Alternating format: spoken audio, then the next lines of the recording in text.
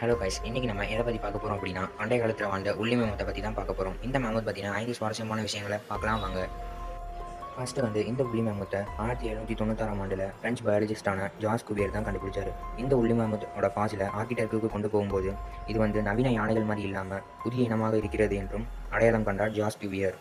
இரண்டாவதாக கம்பளி மேமத் என்று அழைக்கப்படும் இந்த ஒரு இனம் ஐரோப்பியா, ஆசியா மற்றும் வட அமெரிக்காவின் குளிர் சுமார் 3 லட்சம் ஆண்டுகளுக்கு முன்பு இருந்து சுமார் 10,000 ஆண்டுகளுக்கு முன்பு வரை சுற்றித் திரிந்ததாக சொல்லப்படுது.